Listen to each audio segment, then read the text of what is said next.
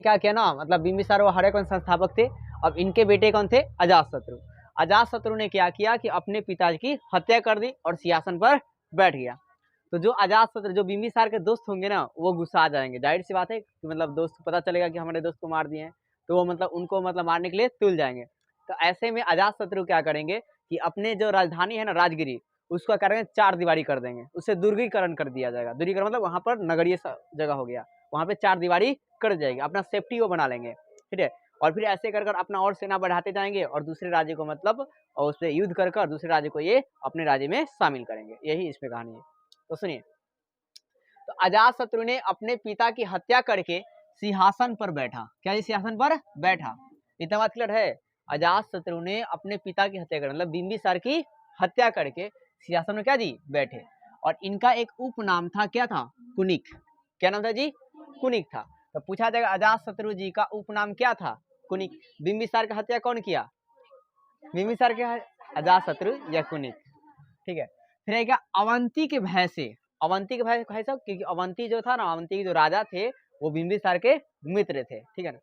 तो अवंती का जी भय से राजगिरी का दुर्गीकरण करवाया। क्या कराया, दुर्गीकरण। दुर्गीकरण मतलब चार दीवारी करा दी। आपने हड़प्पा में पढ़ा ना, दुर्ग का मतलब क्या होता है, चार दीवारी वहां पे था। तो राजगिरी का क्या कर दिया इन्होंने, दुर्गीकरण करा दिया, दीवार वार से घिरवा दिया, एकदम सेफ्टी के हो गया।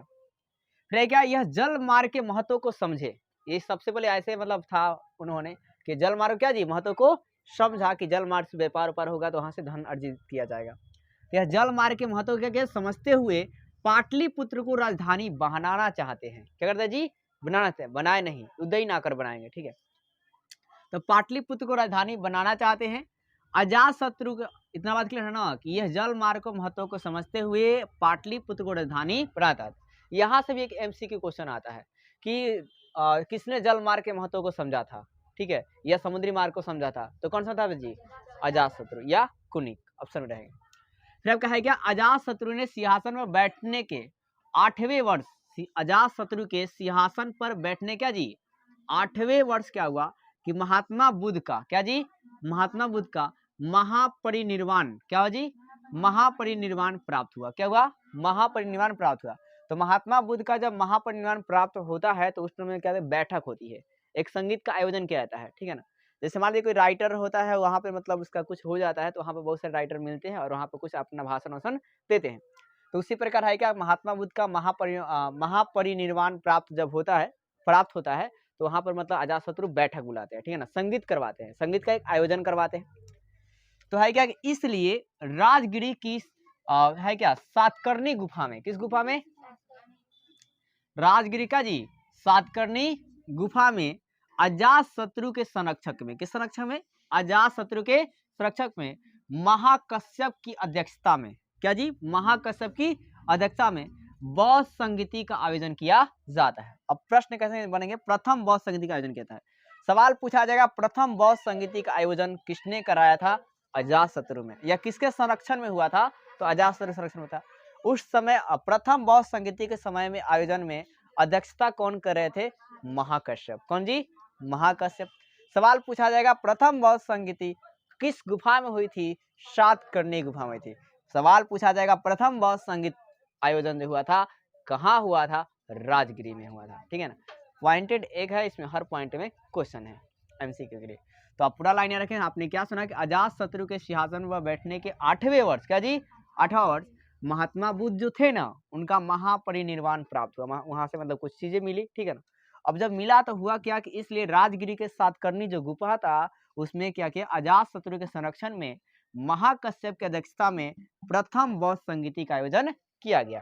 तो चलिए अब बताइएगा आप लोग बिना देखे हुए, प्रथम बौद्ध संगीति का आयोजन जो है किसके संरक्षक में किया गया था, अजातशत्रु। किसके अध्यक्षता में हुई थी, महाकश्यप। कहाँ हुई थी, राजगिरी में। किस गुफा में हुई थी, सातकर्णी गुफा में। मतलब ऐसे पॉइंटों को तोड़ तोड़ कर आपको याद करना है। आप इस लाइन को ऐसे भी लिख सकते हैं कि जब है क्या कि अजातशत्रु के 8वें मतलब अजातशत्रु सिंहासन बैठने के 8वें वर्ष बाद क्या हुआ कि मतलब एक महापरिनिर्वाण, महात्मा बुद्ध के महापरिनिर्वाण का क्या होता है, प्राप्त होता है। तो वहाँ पर अजातशत्रु ने एक प्रथम बौद्ध संगीति बुलाते हैं, प्रथम बौद्ध संगीति करवाते हैं। कहाँ भाई साहब, तो सातकर्णी की गुफा में। ये कहाँ है, राजगिरी में है।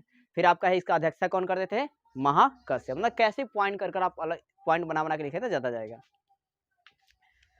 अब भाई क्या अजात शत्रु ने अपने कूटनीति है क्या कूटनीतिकार और वशकार की सहायता से, अजात शत्रु अपने कूटनीतिकार और क्या जी वशकार की सहायता से अपने साम्राज्य का विस्तार करता है, अपने साम्राज्य क्या जी विस्तार करता है। मतलब अपने कूटनीतिकार से मतलब पूरा दिमाग उमंग लगाकर, ठीक है, कैसे मतलब किसी को हरा दे, ठीक है ना। फिर है क्या वशकार, मतलब अच्छे अच्छे लोगों की भी सहायता से, ठीक है ना, मतलब जो बहुत ही माइंडेड वाले हों।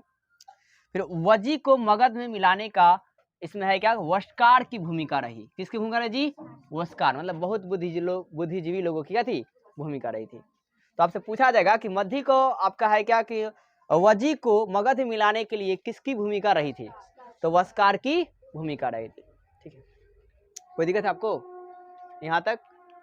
अब आगे देखिए, तो है क्या रथ मुसल और महाशिलाकंटक, क्या जी रथ मुसल और महाशिलाकंटक, ये जैसे अवंती को या वजी को कैसे जीत लिए थे, कैसे हराए थे, तो रथ मुसल और महाशिलाकंटक के सहारा से इन्होंने क्या किया था अवंती क्या वजी को जीता था।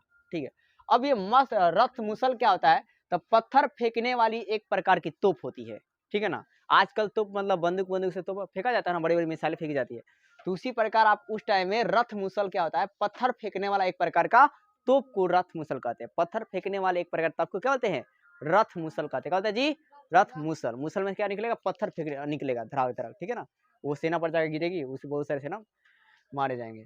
अब है क्या महाशिलाकंटक, इसका मतलब क्या होता है दरवाजा तोड़ने के लिए बड़ा पत्थर फेंकने वाला अस्त्र। ये भी पत्थर ही फेंकेगा, लेकिन ये क्या करेगा, पहले बहुत दीवारी एकदम दीवार मतलब दरवाजा मोटा मोटा होता था, इंसान से वो टूटेगा नहीं, ठीक है। तो आपका है क्या ये लोग क्या करते थे कि बड़े बड़े दरवाजे तोड़ने के लिए पत्थरों को ऐसे फेंका करते, मतलब एकदम इस मतलब बहुत ही सिकर उकर से लगा होता था, और उससे पीछे कर फिर ये छोड़ते थे, बहुत तेजी से जाता था, ठीक है। मतलब ये भी थोड़ा बहुत साइंस का इनको ज्ञान था, आप ये बोल सकते हैं।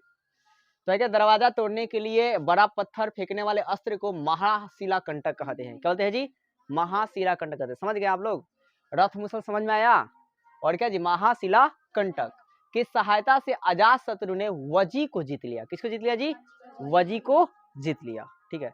तो इन्होंने यहाँ पर क्या किया था, रथ मुसल के सहायता से, और महाशिलाकंटक और क्या जी वास्कर, क्या जी वास्कर, तीन ही मेन डाटा है।